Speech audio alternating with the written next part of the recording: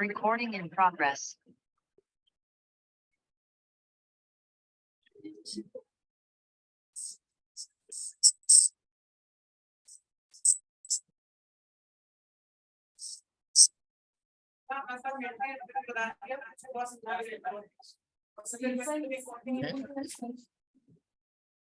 Passing.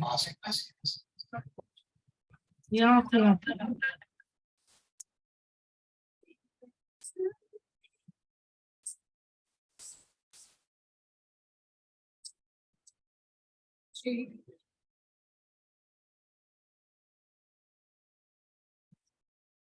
Yeah.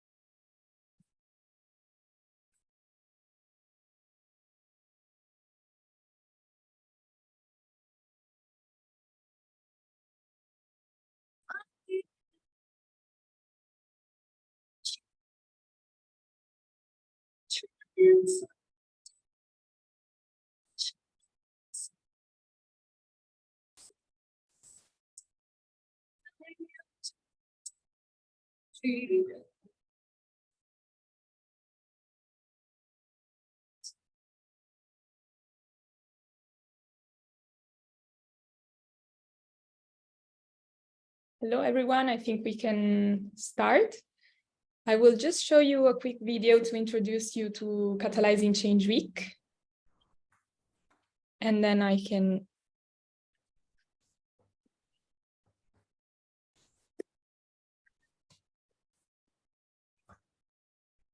Welcome to Can you see Catalyzing it? Change Week. This year's Catalyzing Change Week is about solutions from the front lines by social innovators. In 2022, Catalyst 2030 concentrated its efforts on bringing proximate leaders and frontline solutions to the forefront.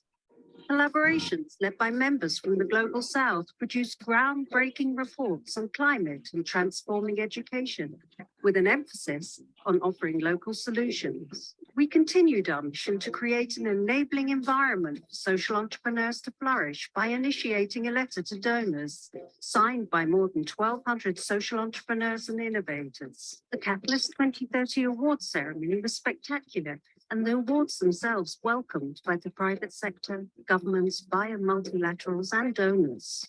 Catalyst 2030 as a movement is disruptive. One of the best things I think that's come out of Catalyst 2030 so far is that just didn't exist before Catalyst came into being. The thing I love most about Catalyst is that it's an open movement for social entrepreneurs around the world. I'd encourage anyone who's looking to be more connected with their local communities around social development goals to come along to Catalyzing Change Week. Welcome to Catalyzing Change Week.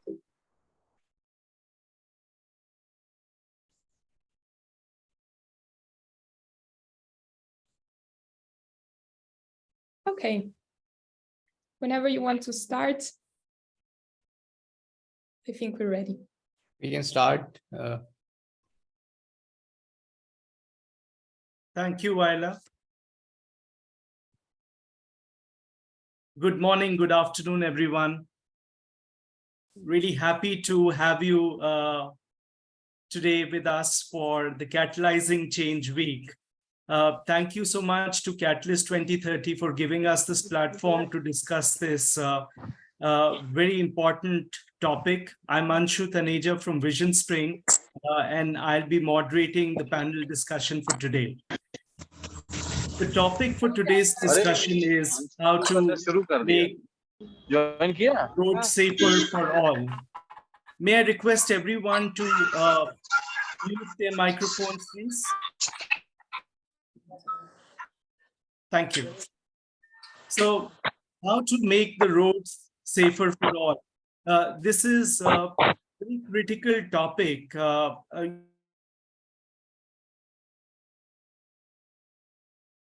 You're muted. Can you hear me now? Yes. Okay, thank you.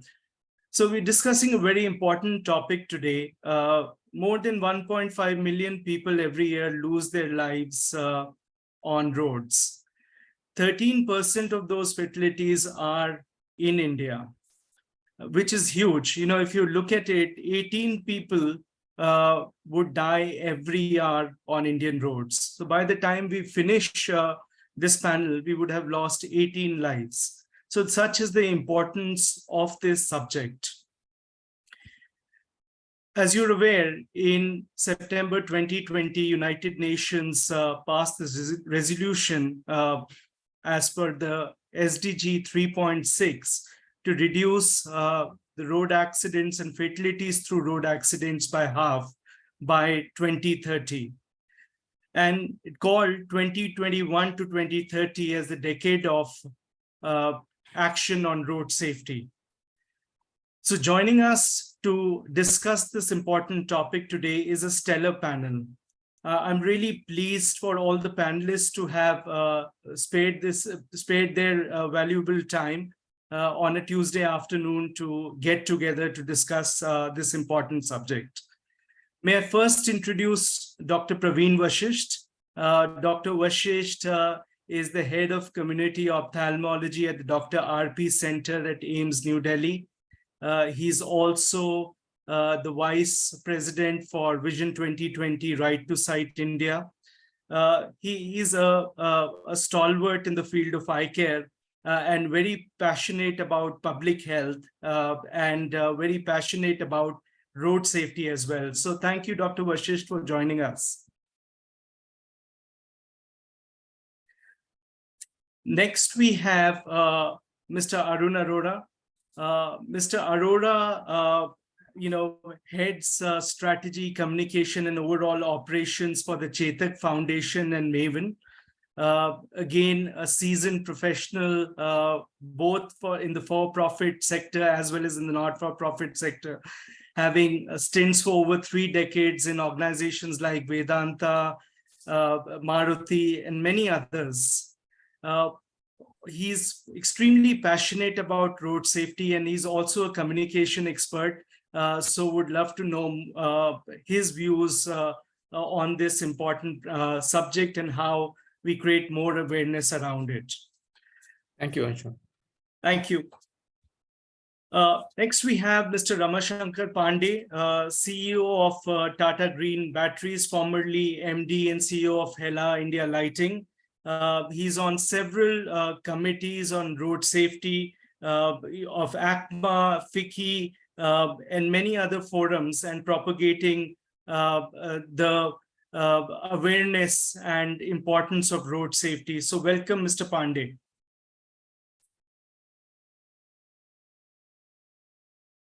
Next, let me introduce to you Ekta Kumar. Ekta is a sustainability professional, very passionate about road safety, formerly heading CSR for Samsung India and Shell India. She's been instrumental in making sure hundreds of thousands of commercial drivers around India have clear vision through glasses. So thank you, Ekta, for joining us today. Thank you, Anshu, for having me. And finally, we have Rajni Gandhi, who is the co-founder and secretary general of TRAX. TRAX is one of the largest and the most important NGOs on road safety. She's also board member of the Global Alliance for NGOs of Road Safety, and also passionate advocate on the subject. So thank you, Rajni, for joining us. Welcome. Thanks for having me again. Thank you. So with that, I would direct my first question to Mr. Ramashankar Pandey, if he is there. Yes, I can see him. Yeah, yes. Hi, thank you. Welcome, Thank you. sir. Sorry for the delay. So, Mr. Pandey, road safety is a big problem in India. We just went through some of the statistics. So it's a problem which is a global problem, but in India it gets pronounced. So if you could shed some light on the issue of road safety, as we set the context for today's panel discussion, especially the impact that road safety can have on the growth and economic development of our nation. Over to you. Thank you so much, Anshu. Thank you so much. First of all, thank you for all the passionate people who I can see on the screen. Ekta being here, Rajni being here, Mr. Arvind Arora and Dr. Praveen, thank you so much for collaborating on this topic, which is so critical for the country. If you look at today, as all of you know, that millions of us use roads, and roads have become integral to our life. In past, it was rivers, but now the whole locality, everything is on roads. And then when you know about the negative side of this road revolution or transportation in our country, because we belongs to automotive industry, and we feel so bad that every day, roughly 415 families does not get back their people home. And this is day after day. It just continues. Despite all the regulations we are trying to do, despite all the vehicle engineering we are trying to do. So it pains us as an industry. And it has a direct business linkage, because also for the automotive industry, if we don't want to be seen as a killer industry, we want to be seen as a green industry. And when we see that every day on newspapers and in the media, so many news we get for people dying on the roads, I think this is not acceptable to many of us. Having said that, the ramification or the economic cost is so high, for the country. Everyone who is dying as of today is mainly coming in the youth segment, in the young population, which is a working class. You and me. Actually, it is beyond business. It's about you and me. In fact, you take it as a average data, what is today. I'm talking about the simple average data from the government of India, not from the WHO, or not from the underreporting, but something which is reported by the crime police. And there you will see that if the same statistics we take for a working life of 30 years or 35 years, 1 in every 4 of us had a chance to get a road crash. So this is very normal. Anyone who is on this call, that means he is working somewhere. In our working life, 1 in 4 will have a road crash in our country statistics. And roughly 1 in 13 will have a fatal crash. Now, this cannot be left unattended. And that is why we, from the industry side, from the corporate side, we have seen how the industrial accidents have been, come down. And I think Ekta will vouch for it, that in the industries, we have inside the industry also a lot of chance of accident, but there the safety professionals have done a very good job. Excellent job, I will say. The rate of incidents has come down dramatically. So there's a hope that we can reduce it. And that's why it is very critical for corporate to take a leadership position, that what they have done inside their ecosystem, now we want to take it outside. Unfortunately, the stakeholders are many in the road crash. It's not only that it's all in our hand. We have many, many stakeholders, but we are highly motivated to give it a try or give it a full effort from our side, that what we can do to educate people, to make them aware, and most important also to assist and alert. Because what we feel from the industry side, that all these days we have been doing a lot in terms of regulation and enforcement. In a country where enforcement is so poor, the traffic police is not many, and government has to depend on CSR money at many places to buy cameras and technology for enforcement. So you can understand how difficult the situation is. And because of that, our belief is nothing less than a public revolution can change the behavior, and to let people understand that this is a science.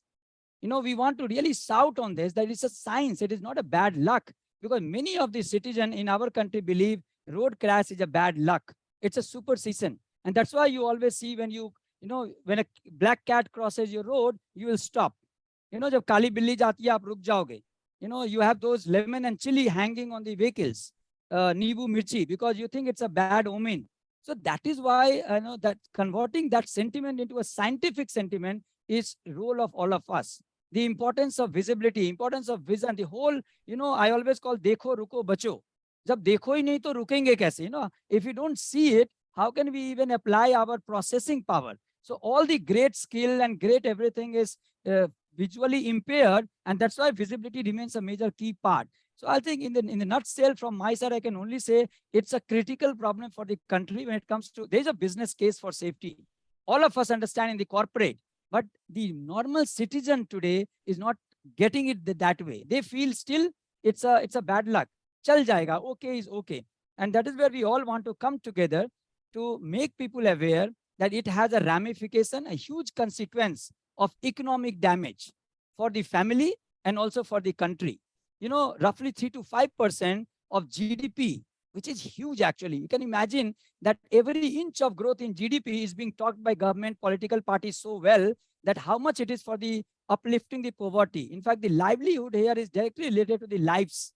So the livelihood of our country, which is coming from the GDP, depends on the lives of these people who we are losing on the road. So I think I can go on talking about this because, you know, personally, I feel there is a solution very close by if all of us work together. But in the end, just to summarize, we as a corporate people understand the business case for safety. Whatever we can do, we are doing inside our boundary. We would like to contribute outside the boundary also because it's a huge damage to the economy of the country. 3 to 5% GDP is not a small number. Thank you so much. Over to you, Anshu.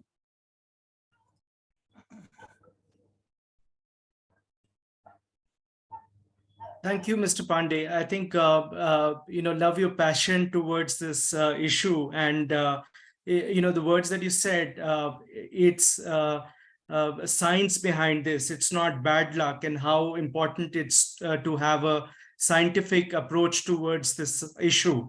3 to 5% impact on the GDP of the nation is huge.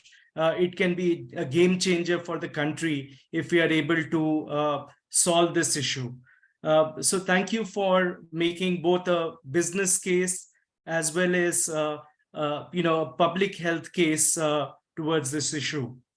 Mr. Arora, I will now go to you, and the question to you is that you are a professional who's done great things in communication, marketing, and helped raise issues to both the national and the global level, both for business purposes as well as social issues. How do we create more awareness towards this important issue? What should we do as organizations, as the government, as society, to make sure that everyone is aware of all the good points that Mr. Pandey has raised?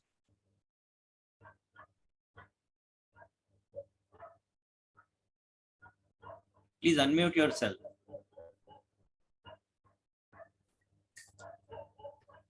Mr. Arora, I think you need to unmute. Yes, we can hear you now. Yeah, thank you, Mr. Taneja. I was just taking my specs on and off. Then I realized maybe I should put it on and walk the talk, because the topic today is to have clear vision. I was actually not sure how do I look with the specs on. Then I looked at Anshu and he looks so good wearing the specs. So I immediately put on the specs. So that I thought that maybe I'll start on a humorous note.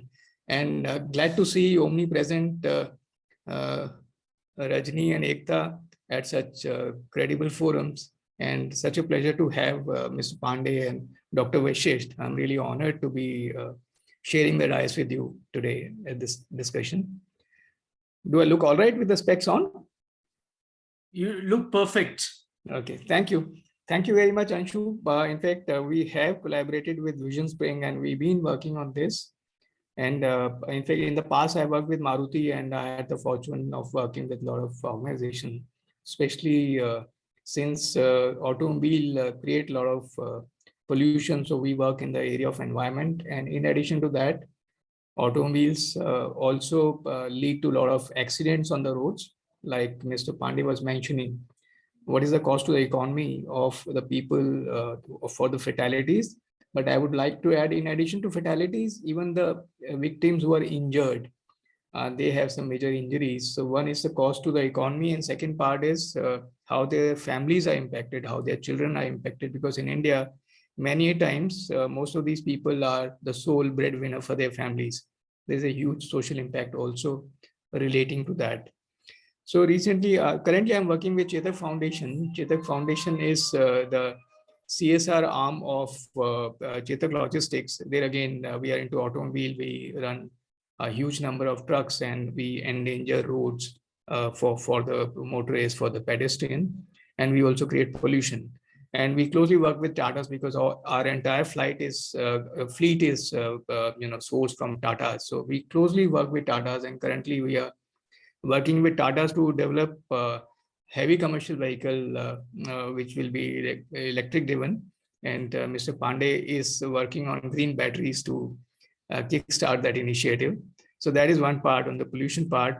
On the road safety part, sticking to the topic of this discussion, there are various things that we need to do on the road safety, including design of the roads, the way people drive, driving habits, creating awareness amongst people, and creating separate pathways for pedestrian and cyclists, and encouraging people to do the lane driving.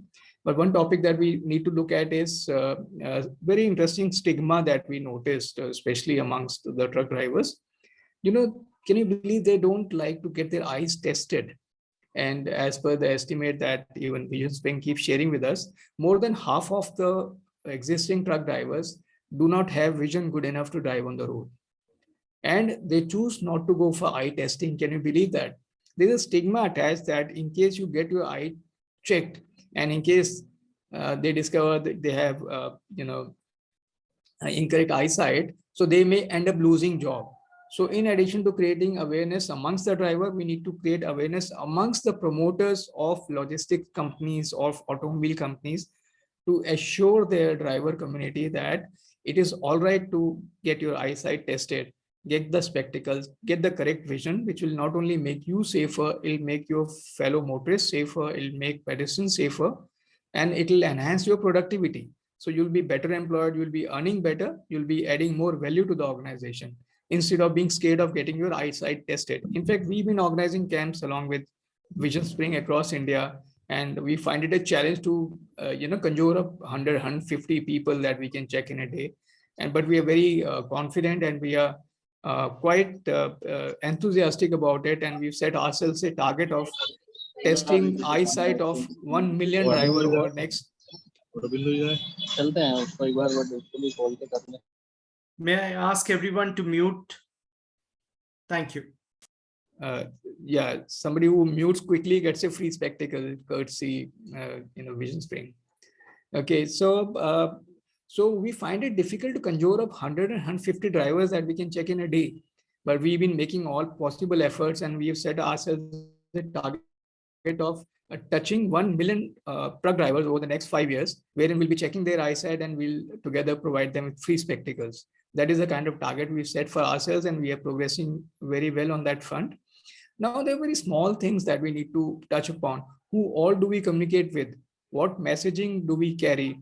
Do we continue to speak in English, or do we go into vernacular language? Because people who the target audience are, they may be more comfortable in their respective local languages.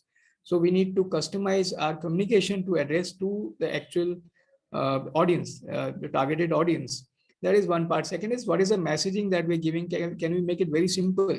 Because otherwise, often we come across a lot of posters which are issued by the transport department.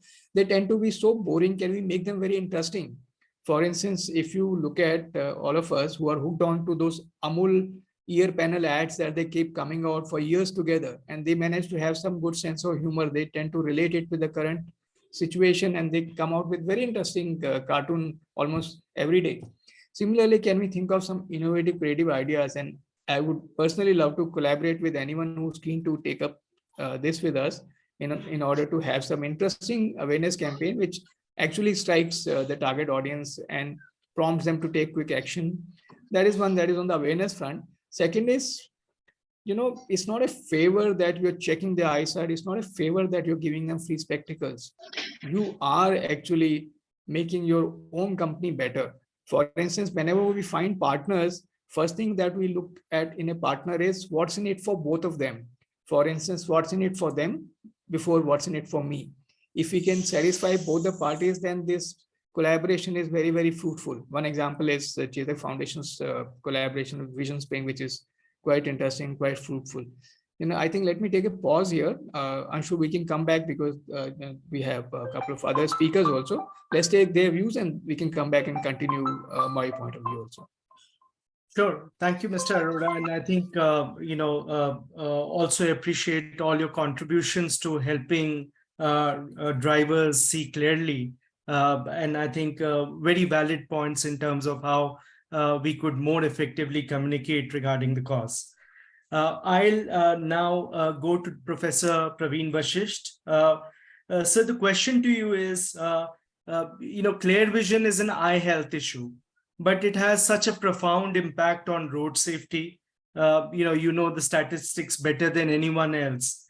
But can you elaborate a little bit more on the extent of the problem? There are a lot of people joining today who are experts in the field of road safety, but may not know about this simple solution, which can save a lot of lives on our roads. So over to you, sir, to speak a little bit more about importance of clear vision for road safety. Thank you, Anshu. I'm audible? Yes, Yes. loud and clear. So thank you for taking this initiative of road safety. In fact, Mr. Arun Arora has given a brief information about this thing. But I would like to mention, when people of non-medical background, they talk about road safety, and many times they even forget about the vision, the clear vision and eye problem. This is commonly seen in different form. But if I have to count one major factor for road accident, this is probably the vision problem. Most of us, if you define various causes of visual impairment, at present, if you take overall population, then 5% of population is considered as visually impaired when I'm talking about distance vision. And when we add near visual acuity along with the distant vision, then overall proportion has increased to nearly 25% of population. Globally, 2 billion people are visually impaired as per WHO criteria at this stage, that include distant vision and near vision. So in India also, we have recently conducted survey, and we have found that the latest figure is that nearly 70 million people are visually impaired, affected with the distance visual acuity of vision. We use a chart called Snellen's chart. If a person cannot read 6/12 with both his eyes, then person is labeled as visually impaired as per WHO criteria. So this is a huge number actually. And among the causes, what I have always observed, that most of us, they talk about spectacles only, that the spectacle or refractive error is the only cause. Believe me, nearly 50% cause of visual impairment is refractive error. But there are other diseases also, which is even more important than refractive error. Cataract is the leading cause of blindness in our country. And if see in 50 plus population, now driving is seen in 50 plus age group also. I am also 50 plus now. And even up to 70 year people are driving. Most common cause of blindness in our country is cataract. Recent survey showed that even it is much more, even the severe visual impairment is more due to cataract rather than refractive error. And we have to think that, and the treatment of cataract is not spectacles. You have to go for surgery. So this is one area we have to look forward, is all 50 plus people who are actually driving or not driving, if their vision is impaired, their visual acuity is less than 6/12 or 6/18, must go for surgery. And one more disease, glaucoma, or commonly like people call it kala motia. The cataract is safed motia, glaucoma is kala motia. The problem in glaucoma is that it affects the side vision. The driver, if seeing in front, he can see it right, that he feels his vision is perfect. But his side vision is affected. If he's turning a vehicle and somebody is there on the side, probably chances of accident are much more. And glaucoma is apparent as nearly, like some of the surveys show, even 20% blindness is because of glaucoma. The worst part of glaucoma is that the treatment, once the vision is gone, it cannot be retained back. Whatever is gone is gone. In cataract, even the person is blind, you operate that patient, he can have a normal vision. But in glaucoma, once the vision is gone, it is irreversible cause of blindness. And another one is the diabetes. Diabetes affect eyes also. It lead to diabetic retinopathy and affect the vision later on. In the US, it is the most important cause of blindness and visual impairment. In India, because we have cataract and refractive error. We are not even able to provide spectacles. That's why DR is not apparently so high. But actually in future, when we will be able to tackle refractive and cataract, it will become most important cause of visual impairment country. So even diabetic patient, they need to take care, they need to take treatment for, and of course, that also affect the, it's a concern for road safety. So you can understand the huge burden and people, and even at this stage, as Mr. Arora mentioned, that spectacles are most important. Most of the drivers, they don't want to wear spectacles. In fact, they don't realize that they have refractive error. You know, they assume that everyone is seeing like this only. Once they wear spectacles, they understand this is what clear vision is. And then they understand, yes, it is important to wear spectacles. But some drivers, what I have observed is that they don't want to even show that their eyes affected, and then somebody is wearing spectacles, people perceive that they have some kind of eye problems. And that's why they avoid wearing spectacles. So these are all the issues that need to be taken, and we need to create awareness that whatever people think, using spectacles is better than not using spectacles. I think this is the overall burden which I wanted to share. Thank you. Thank you, Dr. Vishisht, for putting it very nicely in terms of, from a health perspective, what are the different issues in terms of vision also that we can look at. And I know you've been a passionate advocate of this issue.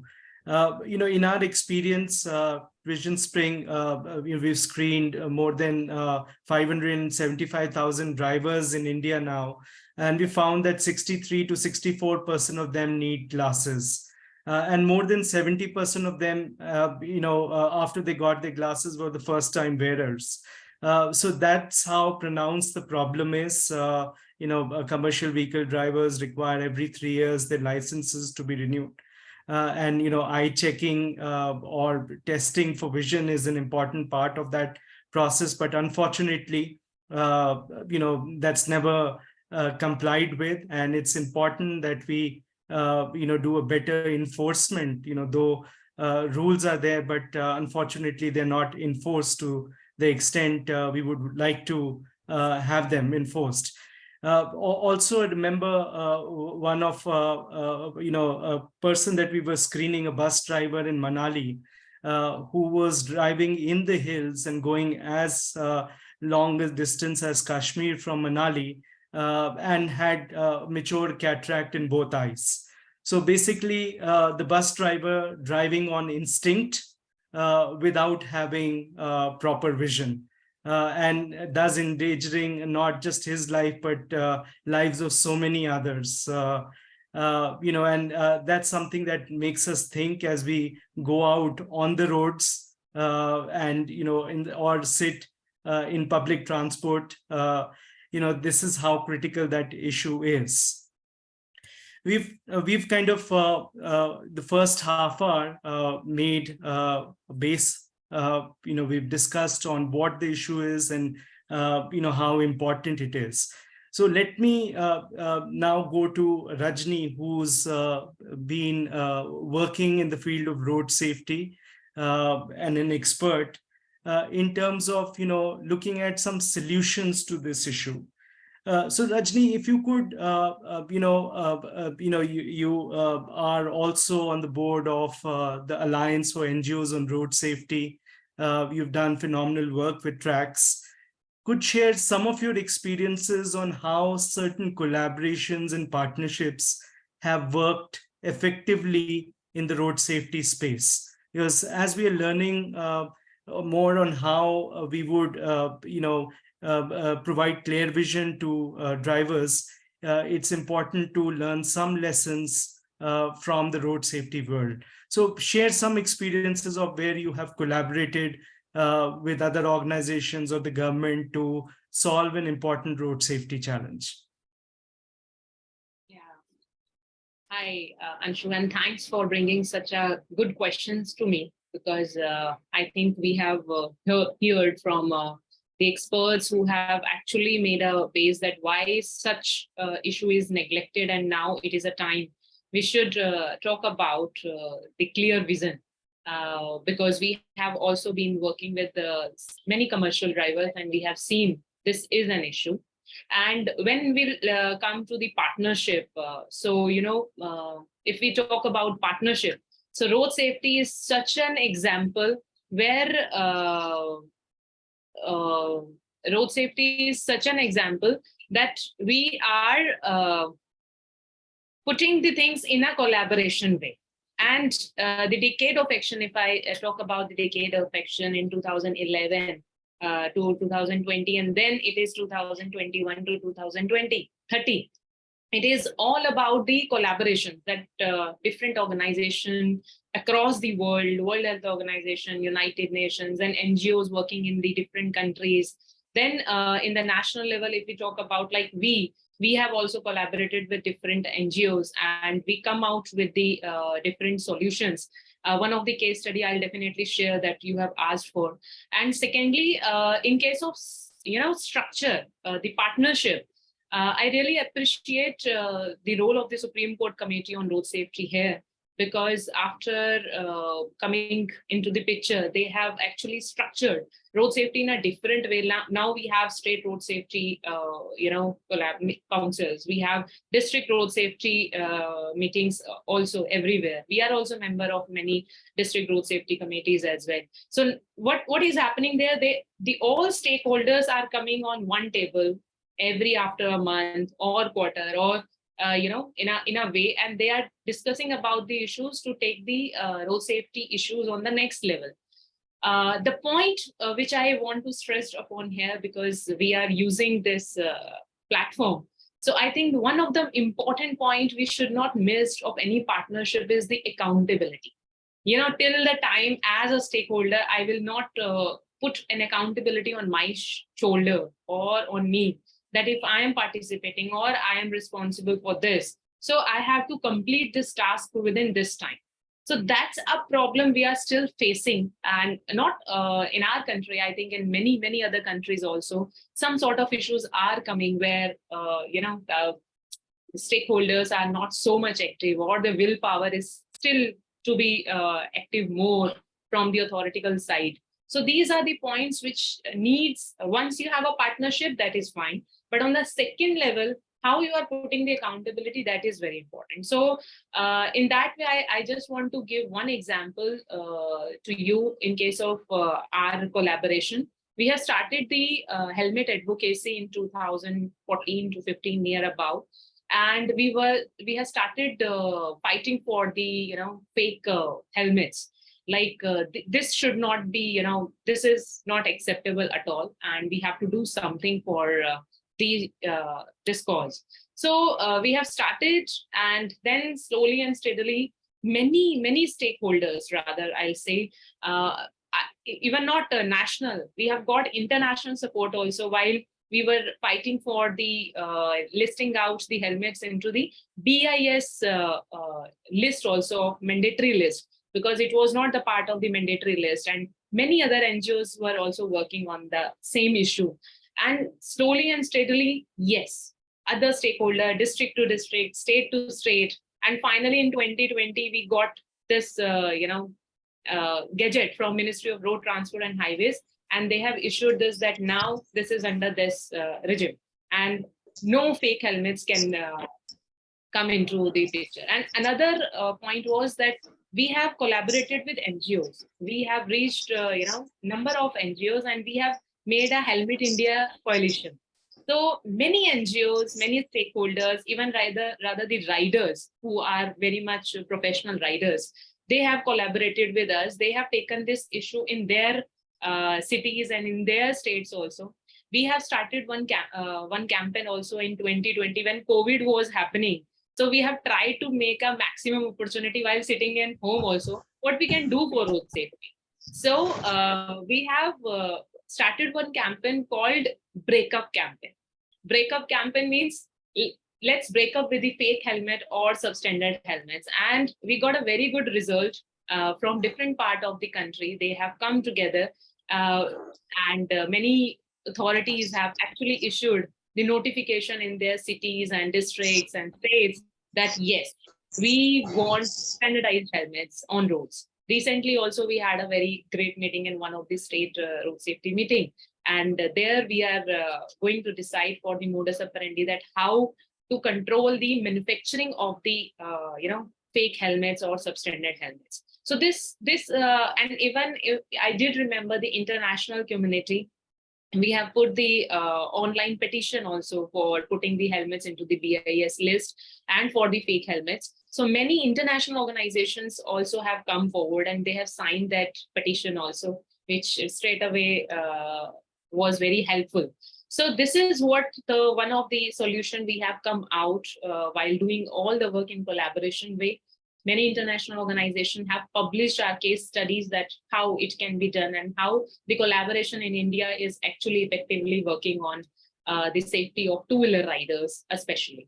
So this is one of the case study, and moreover, because everyone feel their accountability, all the NGOs who have come together, or the riders, or the stakeholders, that's why we have been able to successful. And one of the important points that we have a CMVR rule 138(4)(f), under which the OEMs, the dealer of two-wheeler, they have to provide a helmet, new helmet with a bike. But that was not implementing, and it was mentioned in the 1989 CMVR Act. So we have started following it up, and I'm very happy to share that 18 states and 2 union territories have already issued the notification and implementation has been started. Some of the government even asked the dealers to provide 2 helmets instead of 1 for the pillion riders also. So we have, on one hand, we have a good law. So we need to implement it in a collaboration way. And somewhere if we don't have a law, we need to make collaboration to advocate for that. That's. Thank you, Rajni. Wonderful points. I think congratulations to all the efforts that TRAX has made and you have made personally, and you've shown that things are possible. On that optimistic note, let me go to Ekta. Ekta, we've heard from Rajni on how things are possible if we work through collaborative action. So how do you, feel that we should approach the vision and road safety issue? How can we put a collaborative effort around that? And if we do that, what are the top 3 things, say, that we would like to achieve? Firstly, Anshu, I think it's been such a lovely, conversation so far, as in right from Mr. Rama, who's like the most passionate person I've met in road safety. And then Mr. Arun, Rajni, Professor Praveen, everybody has brought in so many wonderful insights into this, challenge that we have around road safety, and how obviously clear vision plays a very important role in terms of, making our roads safer.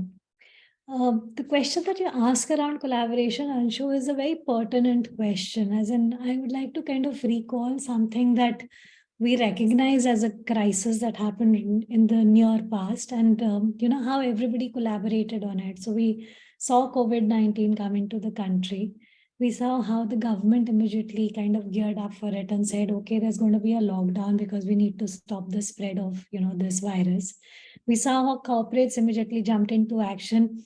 Corporates who never believed in a work from home, who had never tested it, who never ever knew whether their IT systems could support something like that, but immediately made it possible, right? And had their, employees working from home. As individuals, we were wearing masks, we were sanitizing our hands.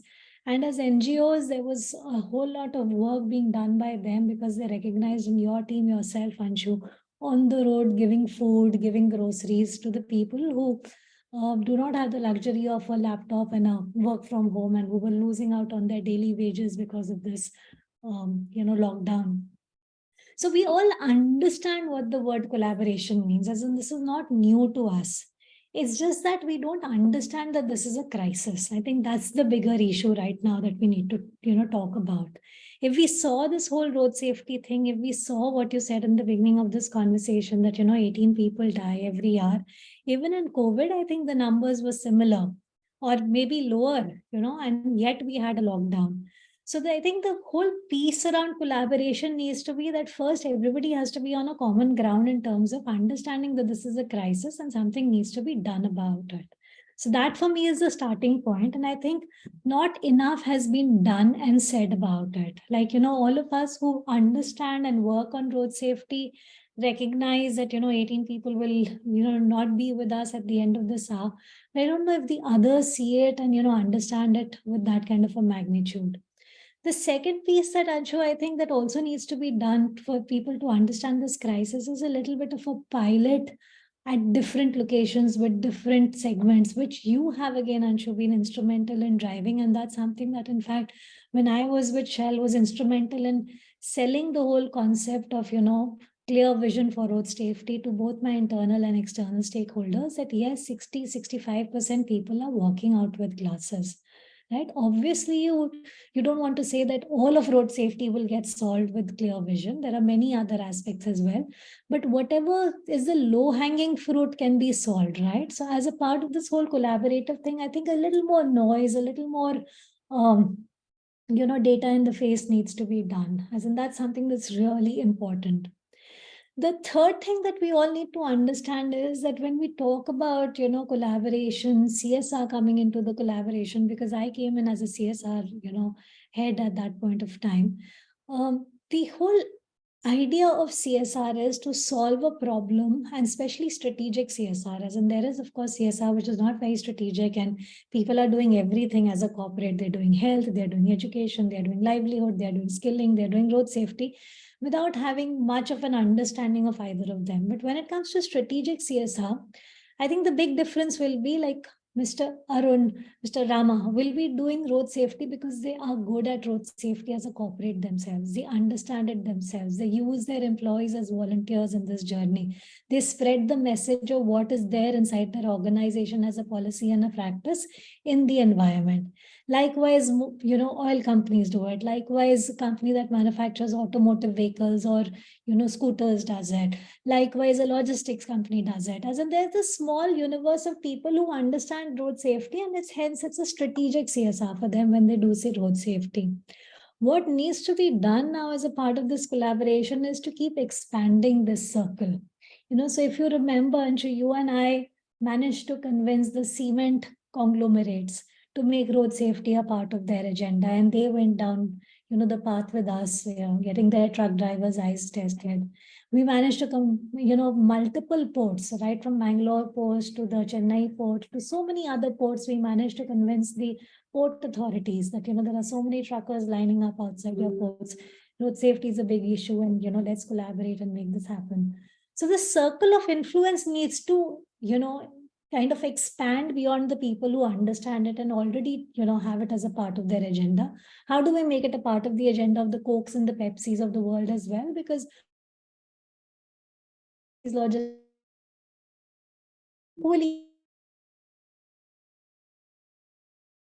such road safety kind of actions. I think last but not the least, and I love the way Rajni spoke about, how she'd kind of made inroads with the government and, brought about so many changes.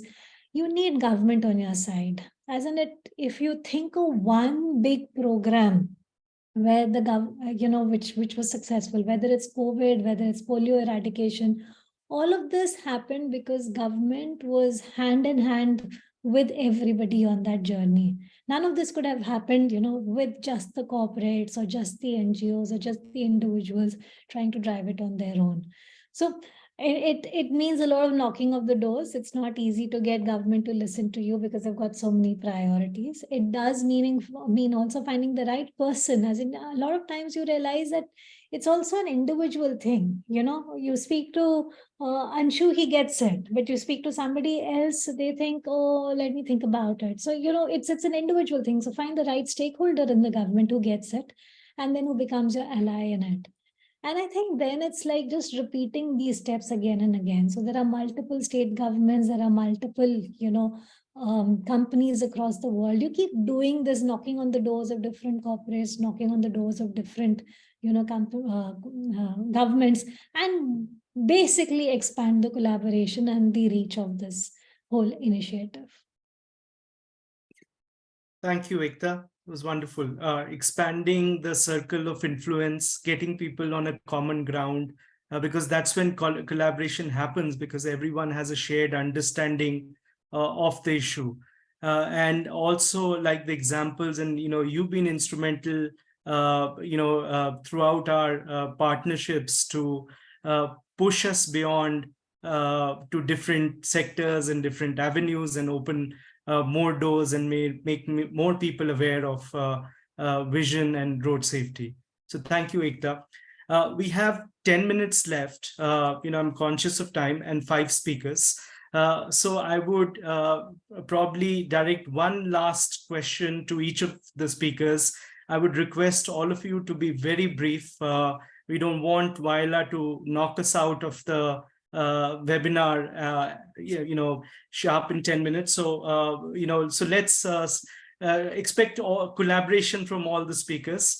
And I'm also taking some, getting questions from the audience, but I don't think we have time for audience to engage directly with the speakers. So, I would, direct some of my questions in such a manner that I'm covering most of the topics raised by the audience today. So, Mr. Pandey, let me go first to you. How can we get the automotive, ancillaries, everyone who's in some way or the other cares about road safety, those sectors to focus more on the need for screenings and glasses? Very briefly, sir. Yeah, so thank you so much, Ansu. The biggest thing we can do is, I think the automotive industry as such, whether it is at the SIAM or ACMA, these are our major 2 organizations. We all also have this issue. How do we get respect for drivers? The driver is an engine of this industry, especially from the commercial side. And if you can, I think, collaborate with our industry, with individual companies, that in their general normal way of working, because there's a business case to get them on their side. Different brands have different programs. I'll give you one example, what one of our magazine, Motor India, is doing. I think you can also collaborate with them. They are doing a happiness truck from Kanyakumari to Kashmir, all the other way, Kashmir to Kanyakumari. And they are meeting these drivers at every location. It's a large campaign. I think you should get in touch with these automotive media, these automotive brands, and ride on their own. Because as Ekta said, alone, whatever we try to do, shout with our voice that visibility is important. We know, I think all of us here are convinced. It is scientific. All the data is proving it. The first thing first has to happen. First vision, then the other things will happen. I think all this is well understood by us as a stakeholder. But probably what we need to do is put it in a normal campaigns, because these companies spend a lot of money on their normal business driving. So can we make it part of business? Can we create it in the incentive campaigns of these truck drivers? Because most of them have a lot of component and a lot of sales driven approach, where they give a lot of discounts and coupons and a lot of stuff. Can you ride on that? That one of that can become an eye check, because the retail funding is the easiest to get, rather than a big CSR discussion over many years. You need to really convince a lot of stakeholders. Here, it's very simple. If they have to give a torch or a gift to a driver, why not a vision? I think the drivers also will appreciate that. So I'll welcome you in that. I think you can also collaborate and talk to ACMA, talk to SIAM. They'll be very much willing. You can make a good case also that vision is the most critical. The seat belt, the airbag, all this discussion is there. But not every vehicle in a single day can be transformed. You need first thing first. India is a developing country. Our funds are limited. So in that limited fund, since last almost 15 years, I'm on this movement, of course, with a lot of lighting and signaling I've been working, that the visibility is a core, is a first. When you create billions of opportunity of crash in visibility area, then you have to spend much more in the, reaction and injury avoidance area. It's always like first is to see, and then you have the, the action or reaction, then you have the injury avoidance. We jump to injury avoidance. I think first we have to get this area covered. So you have a lot of good audience in automotive. Start with that, riding on their own program, rather than having a very special, programs. I'm very sure that they will support. Thank you, Ansu. Thank you, sir. Thank you. Professor Vashisht, government is the biggest healthcare provider in the country. Nothing can happen without the government. And we've seen during COVID, what an amazing job the government has done. How could we solve this issue for our commercial drivers and the transport workers? It requires coordination between the health ministry and the road transport ministry. How can we make that collaboration happen and get the desired results? Thank you, Anshu. In fact, it is very clear that refractive error is a treatment for refractive error is the key. That means we need to provide a pair of spectacles to the people. And when we talk about the National Program for Control of Blindness, who is actually responsible for policy change and initiative for providing spectacles in the country, the burden is so huge that nearly, as I mentioned, 25% of the population, they need spectacles. Recently, WHO shared a data on coverage of refractive error in different countries. We don't have the overall data of the country, but most of the places where data is available, it showed that just 25% of people who actually need spectacles, they are using spectacles. So even in your findings where you provided spectacles to various age group, you'll realize that nearly 75% of people, they are actually having refractive error and never use spectacles. So we need a massive change in national policy as far as eye health program. Currently, as far as these drivers are concerned, the commercial drivers are concerned, there is no system of their examination. The national program has given importance to two age groups. One is the children, school-going age group, where they expect that the children, because it can affect the eyes and it can affect the performance in their studies also. So what is the one program is that a school vision screening program under which teachers are trained, they screen children, school children, and then at referred cases, their reflection is being conducted and spectacles are provided free of cost. I'm sorry to say that the government of India has kept a target of 1 million spectacles. And as per our information, as the data is concerned, we need actually every year 20 million spectacles. So when this gap is there at the lowest level, the school level, you can understand the same gap will continue to higher level in this commercial driver age group also. So this is one area, and we understand the reason. For providing spectacles for distance vision, you need refractionists or optometrists, and that is hugely lacking in our country. As per Vision 2020 Right to Sight program, we need minimum 78,000 optometrists in country, and current estimates are actually with the qualified optometrists. The current estimates are just around 20,000 optometrists. So this number is itself 1/4. So this is the policy change is required in our country, that availability of more and more optometry schools, more optometrists who can conduct refractions and then provide spectacles. I appreciate agencies like Vision Spring, who have taken initiative at such a large level in the country that they have partnership with nearly 18, if I'm not wrong, 18 states in the country, and they are helping and providing spectacles in different part of the country. We need such organization. Not one is not sufficient. We need multiple organization in the country who can take such initiative and provide spectacles. So as far as government is concerned, we are bound actually. We are bound with the number of trained optometrists.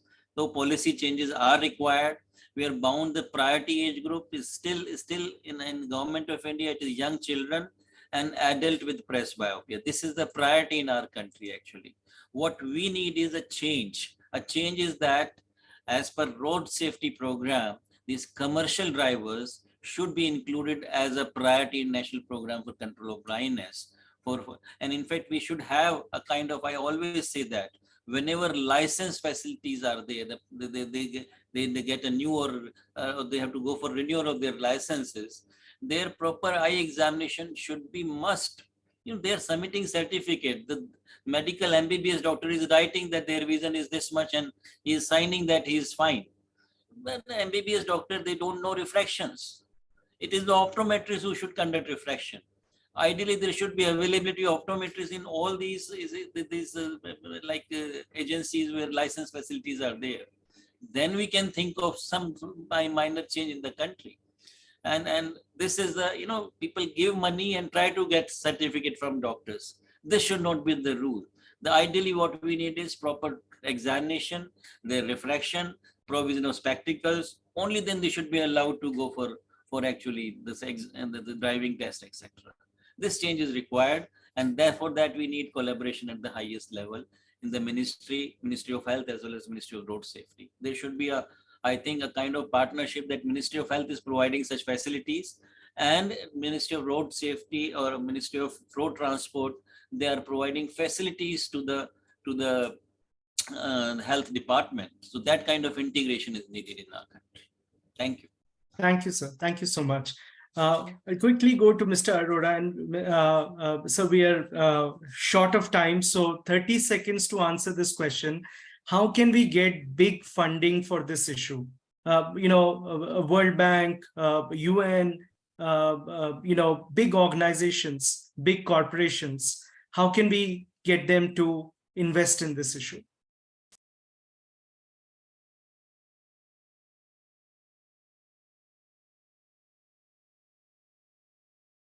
Mr. Arora, I think you're on mute. We can't hear you.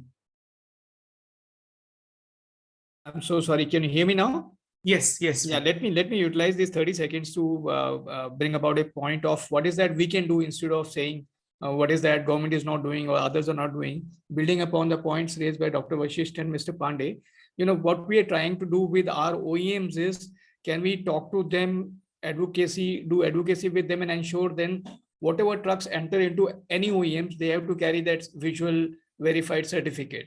We are trying to convince them. So every time any material goes into any factory, when any product comes out, so whoever is the driver, he has to carry that certificate in addition to carry his license and RC book. And we can organize checkup camps at those locations so that they can have those certification before they are let into the premises. So we have to find solution ourselves, because assuming license can be made across India without having to get the eye tested done, because he was saying MBBS sign, but not even MBBS, any tout can get the signature done. That is very sad. But let's not crib about that. Let's find solutions to what can be done to offset that. Can we have multiple checkpoints wherein we'll provide free checkup, we'll provide free spectacles, but wherever there is some transaction happening, those transactions will not take place unless the person who's driving the vehicle or the car or the bus, the example I had to share of somebody driving from Manali to Kashmir, he cannot drive unless he carries that certificate, and even passengers can demand to see that. Thank you, sir. Thank you very much. Rajni, how can we have the road safety world pay more attention to this issue? The most important again, 30 point, seconds, Rajni. Yeah, I noted already. So, frankly speaking, as an advocate or anybody who is advocating for any of the issue, data is one of the important aspects. We have discussed in the past also, and today also, I want to bring this into attention, that collaboration way. Let's start the first step. Let's collaborate and have a good research so that we can put it in the next Ministry of Road Transport Highways Accidental Report of 2022 also, because it is still missed over there. Once it is there, you can actually get the attention of the corporate or other stakeholders or the road users ultimately, that how to get this idea also, which is still unrecognized or being avoided a lot.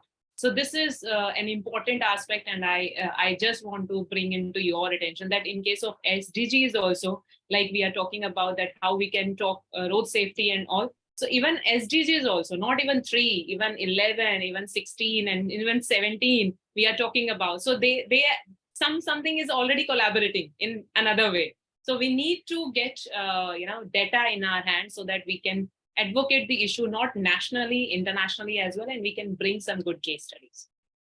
Thank you, Rajni. Ekta, any final thoughts? I think a lot has been said, Anshu, and all of it's so valid and so right straight from grassroots level.